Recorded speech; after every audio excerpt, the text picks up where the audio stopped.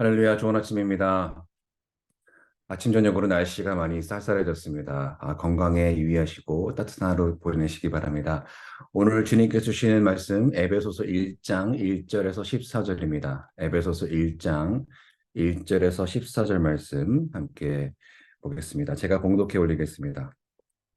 하나님의 뜻으로 말미암아 그리스도 예수의 사도된 바울은 에베소에 있는 성도들과 그리스도 예수 안에 있는 신실한 자들에게 편지하노니 하나님 우리 아버지와 주 예수 그리스도로부터 은혜와 평강이 너희에게 있을지어다. 찬송하리로다. 하나님 곧 우리 주 예수 그리스도의 아버지께서 그리스도 안에서 하늘에 속한 모든 신령한 복을 우리에게 주시되 곧 창세전에 그리스도 안에서 우리를 택하사 우리로 사랑 안에서 그 앞에 거룩하고 흠이 없게 하시려고 그 기쁘신 뜻대로 우리를 예정하사 예수 그리스도로 말미암아 자기 아들들이 되게 하셨으니 이는 그가 사랑하시는 자 안에서 우리에게 거저 주시는 바 그의 은혜의 영광을 찬송하게 하려는 것이라. 우리는 그리스도 안에서 그의 은혜의 풍성함을 따라 그의 피로 말미암아 속량 곧 죄의 사함을 받았느니라. 이는 그가 모든 지혜와 총명을 우리에게 넘치게 하사 그 뜻의 비밀을 우리에게 알리신 것이요 그의 기뻐하심을 따라 그리스도 안에서 때가 찬 경륜을 위하여 예정하신 것이니 하늘에 있는 것이나 땅에 있는 것이 다 그리스도 안에서 통일되게 하려 하심이라. 모든 일을 그의 뜻의 결정대로 일하시는 이의 계획을 따라 우리가 예정을 입어 그 안에서 기업이 되었으니 이는 우리가 그리스도 안에서 전부터 바라던 그의 영광의 찬송이 되게 하려 하심이라. 그 안에서 너희도 진리의 말씀 곧 너희의 구원의 복음을 듣고 그 안에서 또한 믿어 약속의 성령으로 인치심을 받았으니 이는 그 우리 기업의 보증이 되사 그 얻으신 것을 성량하시고 그의 영광을 찬송하게 하려 하심이라. 아멘. 오늘은 너는 내 계획 안에 있다라는 제목으로 하나님의 말씀 선포하겠습니다.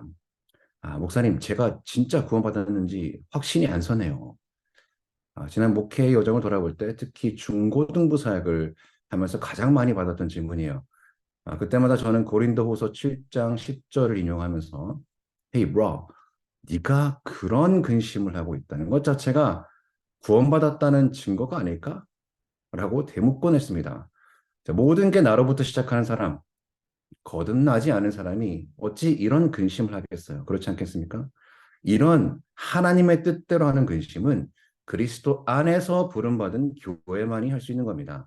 자, 교회론의 정수로 알려진 이 에베소서라는 서신의 문을 열면서 사도 바울이 우리에게 전해주고 싶었던 말이에요. 교회란 무엇이며 그 부르심이 무엇인가 하는 것이죠. 자, 그 부르심의 대상이 무엇입니까? 1장 1절을 다시 보세요. 하나님의 뜻으로 말미암아 그리스도 예수의 사도된 바울은 성도들과 자, 이 부르심의 대상이 성도들, 쉽게 말해서 구별된 자들이죠. 목사님 알겠는데 왜 앞에 에베소에 있는이란 말은 빼고 읽나요? 자, 초대교회 시절 몇몇 사본을 보니까 에베소에 있는이란 말이 생략돼 있어요. 자, 원래 이 편지는 에베소 교회뿐 아니라 여러 교회들이 돌아가면서 읽었던 회람 서신일 것이다라는 추정을 할 수 있는 거죠. 자, 에베소는 바울이 3차 선교 여행 때 가장 오랜 시간인 3년을 머물렀던 것이죠. 사도행전 19장 10절을 보니까 그 중에 2년을 두란노 서원에서 아시아에 사는 자, 즉 소아시아 교회의 성도들을 말씀으로 양육했다는 기록으로 보아서 이 편지가 아시아 지역 전체 교회에 회람되어서 읽히다가 후에 아마도 에베소 교회에 보관하게 되면서 에베소에 있는이라는 말이 포함되었을 것이다 보는 겁니다. 자, 에베소는 어떤 곳이에요? 7대 불가사의 중 하나인 아데미 신전이 있는 곳이죠. 이 신전을 중심으로 도시 전체가 음란과 타락으로 물든 그야말로 우상신들의 집합소와 같은 곳입니다. 자, 이런 에베소 안에 있는 사람들이 어떻게 성도들이 될 수 있을까요? 자, 이어진 1절 후반부에 답이 있습니다. 그리스도 예수 안에 있는 신실한 자들에게 편지하노니, 자, 신실한 자는 쉽게 말하면 믿는 자를 말해요.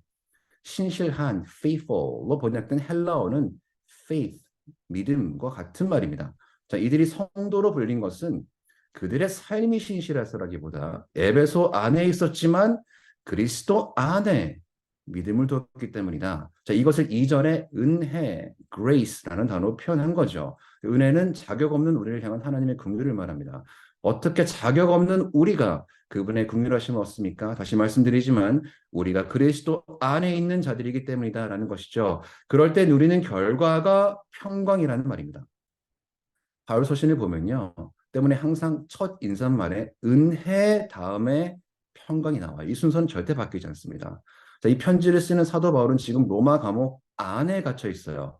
근데 바울은 후에 에베소서 4장 1절을 보니까 나는 세상 안에 갇힌 자가 아니라 그리스도 안에 갇힌 자라 말이에요. 자, 이게 교회의 부르심입니다.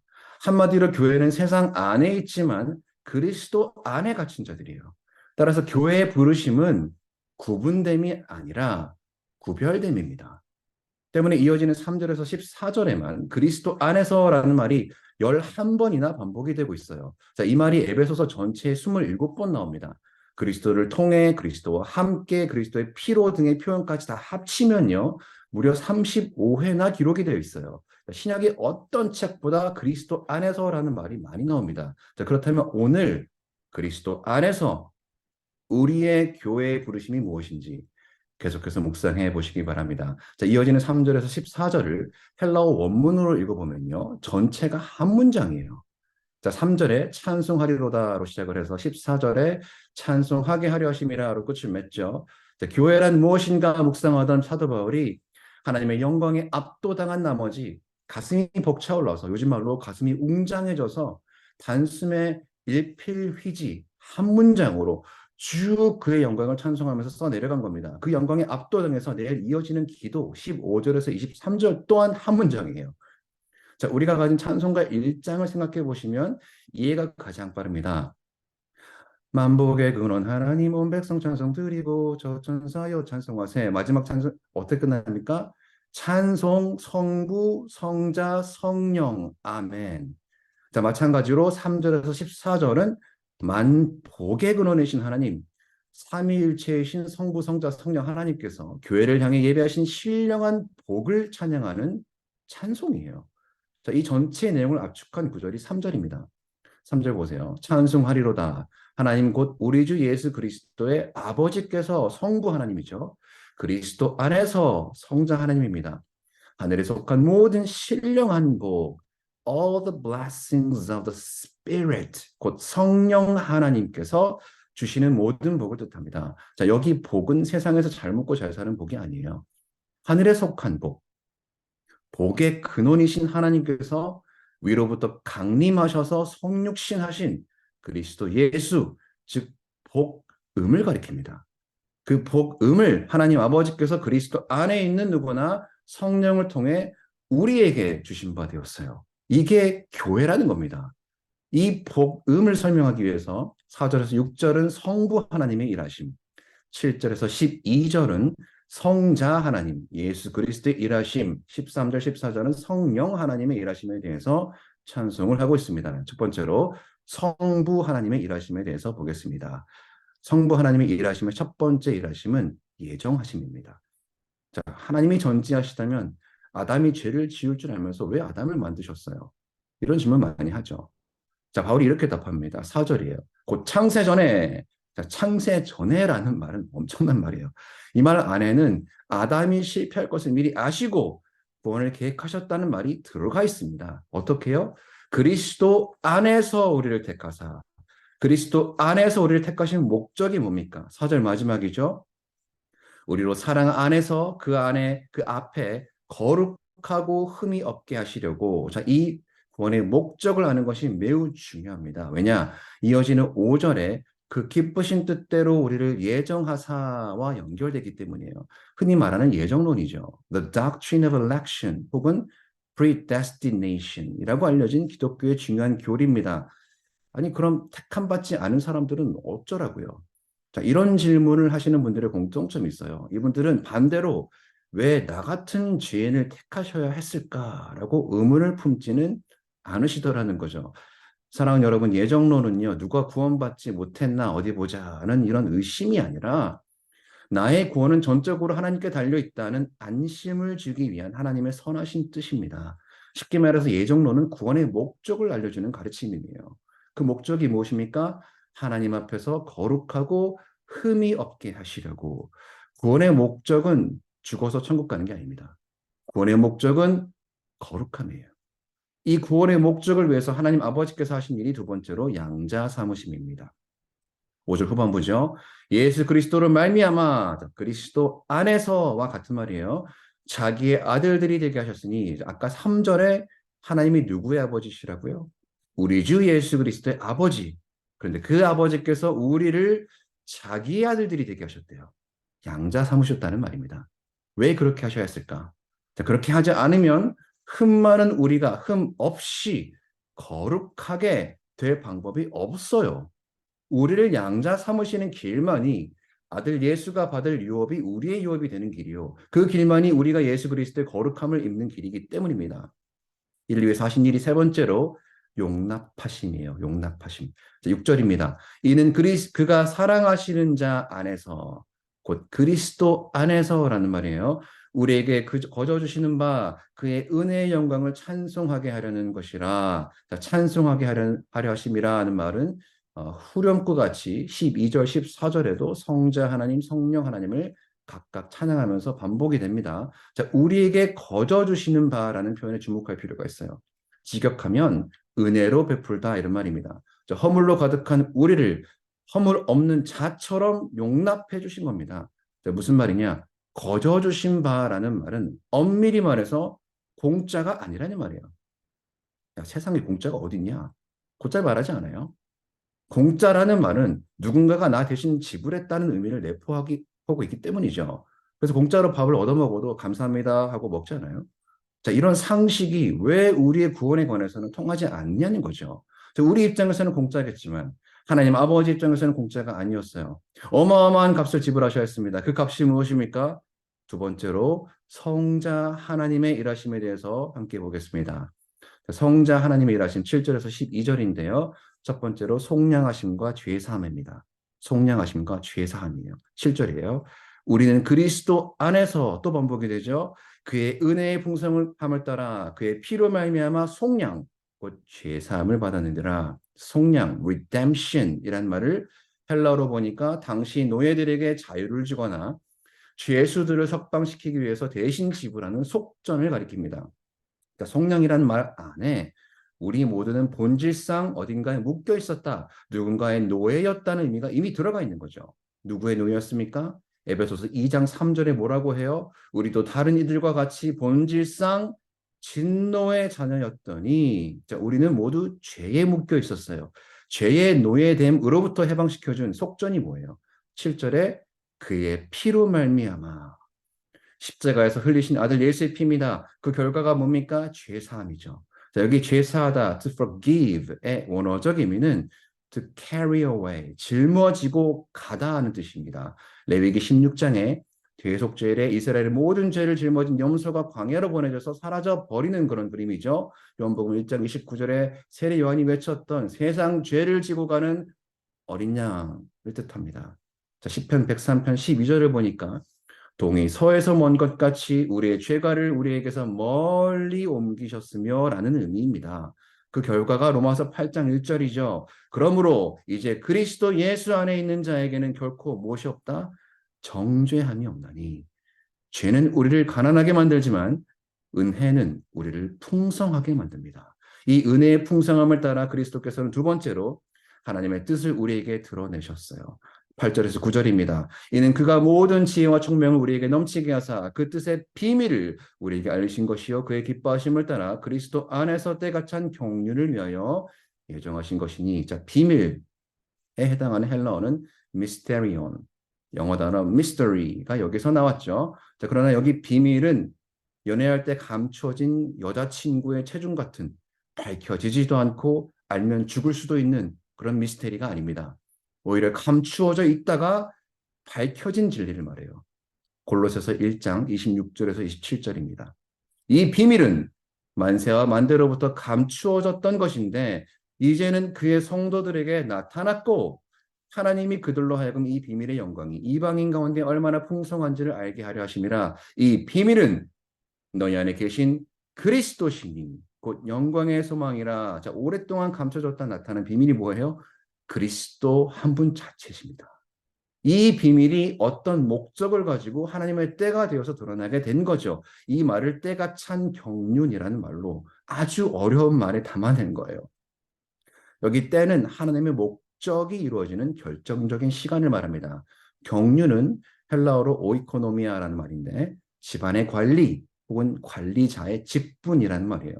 자, 하나님께서 자기 백성과 만물을 위해서 모든 일들을 계획하고 관리하신다는 의미일 뿐 아니라 이 목적을 위해서 우리를 곧 교회를 하나님의 집에 관리자로 부르셨다는 의미입니다. 할렐루야. 따라서 영어 성경에는 때가 찬 경륜을 아주 간단하게 according to his purpose 하나님의 목적에 따라라고 번역을 했어요. 그 목적이 뭡니까? 10절입니다. 하늘에 있는 것이나 땅에 있는 것이나 다 그리스도 안에서 통일되게 하려 하심이라. 자, 통일되게 하려 하심이라는 말의 원어는 머리라는 의미를 가진 명사에서 유래된 동사입니다. 자, 오늘날 학교에서 덧셈을 가르칠 때 어떻게 가르쳐요? 숫자를 세로로 쭉 적고 합계를 맨 아래다가 쓰죠. 그런데 당시 헬라 시대는 반대였습니다. 합계 숫자를 총계 숫자를 맨 위에 적고 그 아래다가 세말 숫자를 적어 내려갔어요. 그 이 모습을 머리, 즉 통일되게 하려 하심이라는 단어로 표현한 겁니다. 자, 내일 바울의 기도의 21절, 22절에 보게 되겠지만 하늘에 있는 영적인 세력이나 땅에 있는 모든 것, 즉 만물을 그리스도의 발 아래 복종케 하시기 위한 목적이에요. 이 목적을 위해서 내일 바울의 기도를 보면 22절에 그리스도를 만물 위에 교회의 머리로 삼으셨다는 표현이 나옵니다. 자, 그리스도가 교회의 머리면 우리가 뭡니까? 그의 몸이죠. 이것이 성자 하나님이 하신 세 번째 일입니다. 우리를 그의 기업이 되게 하심이에요. 11절입니다. 모든 일을 그의 뜻에 결정대로 일하시는 이의 계획을 따라 우리가 예정을 입어 그 안에서 그리스도 안에서라는 말이죠. 기업이 되었으니 자, 하나님께서 우리를 향해 예비하신 기업이 그리스도 예수시고 또한 우리가 그의 아들 예수를 위해서 예비된 기업이 된다는 말입니다. 때문에 요한복음 17장을 보시면 예수님께서 우리를 위해서 기도하시면서 아버지께서 아들에게 주신 모든 사람, 세상 중에서 내게 주신 자들 이런 표현들이 반복해서 나와요. 자, 12절에 또다시 찬송의 후렴구가 반복이 됩니다. 이는 우리가 그리스도 안에서 전부터 바라던 그의 영광의 찬송이 되게 하려 하심이라. 자, 하나님 아버지께서 창세 전에 준비하신 감추어진 하늘의 복음이 그 비밀이 아들 그리스도 안에서 드러났어요. 자, 여기까지는 과거의 일이죠. 그렇다면 이 복음의 진리가 오늘 내 삶에 어떻게 경험이 되고 실제가 될 수 있을까? 마지막으로 성령 하나님의 일하심에 대해서 보겠습니다. 성령 하나님의 일하심 첫 번째 인치심이에요. 자, 13절인데요. 13절을 자세히 보니까 구원의 순서가 기록이 되어 있어요. 그 안에서 그리스도 안에서죠. 너희도 진리의 말씀 곧 너희 구원의 복음을 듣고 자, 말씀이 선포되고 들었어요. 그 다음에 무슨 일이 나옵니까? 그 안에서 또 그리스도 안에서 나옵니다. 또한 믿어 들음이 믿음에 이르게 됐어요. 그때 일어나는 일이 뭐냐? 약속의 성령으로 인치심을 받았으니 자, 교회 행사 시즌이 되면 우리 교회 CM 같은 유년부 아이들이 캔디를 아주 큰 롤리팝을 종종 위로도로 받아옵니다. 자, 그날은 이 아이가 스타가 되는 날이죠. 주변의 친구들이 눈에 하트를 뿅뿅 날리면서 얘한테 와서 뭐라고 해요? 야, 한 입만. 이때 캔디의 소유주는 공통적으로 이런 행동을 보입니다. 캔디 앞뒤로 침을 발라버려요. 무슨 뜻입니까? 이거 내 거야. 자, 쉽게 말해서 약속의 성령의 인치심은 하나님께서 너는 내 아들 피로 샀으니까 내 거야. 도장을 쾅 찍는 겁니다. 자, 그러나 성령의 인치심은 ownership을 넘어서서 진짜를 증명하는 것이기도 합니다. 자, 미국에서 대학 혹은 대학원을 졸업하고 취업을 하려면요. 종종 위조 가능성 때문에 sealed envelope, 즉 밀봉이 된 원본을 보내라고 요청을 합니다. 자, 학교에 학위를 마쳤다는 것을 증명하는 게 내가 아니란 말이에요. 그 학교가 증명하는 겁니다. 그렇죠? 마찬가지로 구원의 확신은 나로부터 나오는 것이 아닙니다. 성령께서 하시는 거예요. 이 말이 두 번째 성령의 일하심으로 연결이 됩니다. 성령의 일하심 두 번째 보증이 되심입니다. 14절이에요. 이는 우리 기업의 보증이 되사 그 얻으신 것을 약속량하시고 그의 영광을 찬송하게 하려 하심이라. 저기 보증은 down payment를 말합니다. 집을 구매하기 위해서 몰기지를 받을 때 미리 내는 일종의 어떤 계약금 같은 거죠. 자, 몰기지 하면 떠오르는 게 뭐예요? 이 집이 내 건데 아직 내 게 아니야. 그렇죠. 때문에 우리 입장에서는 내가 구원받은 것 같기도 하고 아닌 것 같기도 하고 헷갈리는 거예요. 그럼 어떻게 하라는 거냐? 자, 재밌는 게 여기 보증에 해당하는 헬라어 아라본이라는 말을 당시 1세기에서 쓰였던 용도로 보니까 약혼 반지라는 뜻이 있습니다. 자, 결혼을 앞둔 신부에게 약혼 반지는 무슨 의미예요? 신랑과 반드시 결혼하게 될 것이라는 보증이 되는 사인입니다. 아직 결혼이 이루어지진 않았어요. 그날이 올 때까지 인내하고 감수해야 할 일들이 너무나 많습니다. 그러나 이 약혼 반지를 마음에 품고 이 신부는 앞으로 누리게 될 훨씬 큰 복을 미리 맛보고 또 미리 누리게 되는 겁니다. 때문에 오늘 하루를 인내함으로 믿음의 경주를 하게 되는 거죠. 왜요? 현재의 고난과 비교할 수 없는 장차 누리게 될 위대한 신령한 복 때문에. 자, 이게 바로 앞서 3절에 말한 하늘에 속한 모든 신령한 복, 복음. 그리스도께서 다시 오셔서 14절의 표현을 빌리자면 얻으신 것을 완전히 속량하실 때까지 그리스도께서 신부된 교회를 이끌고 아버지 집으로 들어가실 때까지 온전한 연합이 이루어지는 그 날 때까지 그리스도를 이 땅에서 바라보며 그분을 점점 닮아가는 하루하루의 우리 인생의 이런 성장통을 신학적인 용어로 좀 어렵게 말해서 성화라고 표현을 한 거예요. 이것이 우리의 구원의 목적이라는 겁니다. 우리로 그 사랑 안에서 하나님 아버지 앞에 거룩하고 흠이 없게 하시려고 라는 4절 말씀으로 다시 이어지는 거죠. 복음을 위한 삼위 하나님의 일하심이 오늘도 연약한 우리 가운데 교회 가운데 역사하고 있다는 겁니다. 영국 프리미엄 리그에서 뛰어난 성적을 보이고 있는 우리 손흥민 선수가 한때 너무나 힘이 들어서 마음이 낙심한 나머지 과거 유소년 팀 시절에 뛰었던 독일 분데스리가의 함부르크로 돌아가려 했던 적이 있어요. 자, 좀 더 편한 이전의 삶으로 돌아가려 했던 거죠. 당시 영국 토트넘 수장이었던 포체티노 감독의 한마디 때문에 손흥민 선수는 팀에 남기로 결정을 합니다. 그 한마디는 바로 이거였어요. Hey son, sonny, 처음부터 너는 내 계획 안에 있었다. 그러므로 내가 도와주겠다. 오늘 사도 바울이 교회로 부름받은 우리에게 들려주는 하나님 아버지의 마음입니다. 혹시 오늘 고난 가운데 하나님 나한테 왜 이러시나 고통스러워하고 계신 분들이 계시다면 바로 그 질문이 그 근심이 여러분이 그리스도 안에 계시다는 증거가 됨을 믿으시기 바랍니다. 여러분의 그 탄식이야말로 창세전부터 너는 내 계획 안에 있었다는 하나님 아버지의 마음이며 이를 보증하시는 성령의 탄식하심임을 믿으시기 바랍니다. 세상은 절대 이해 못하는 이 진리를 아는 것, 이것을 성경은 소망이라고 말합니다. 때문에 18절에 사도 바울은 교회를 위해서 이렇게 기도하는 거예요. 너희 마음의 눈을 밝히사 그의 부르심의 소망이 무엇이며 성도 안에서 그 기업의 영광이 풍성함이 무엇인지 너희가 알기를 원한다. 오늘 삶의 자리로 나가시는 교회로 부름받으신 성도 여러분, 우리의 부르심은 구분됨이 아니라 구별됨입니다. 오늘 하루 고난 가운데서도 바로 이 하나님의 부르심의 소망과 은혜의 풍성하심으로 말미암아 그리스도 안에서 찬송을 멈추지 않으시는 AKP 성도님들의 믿음의 여정 되시기를 축원합니다. 기도하겠습니다.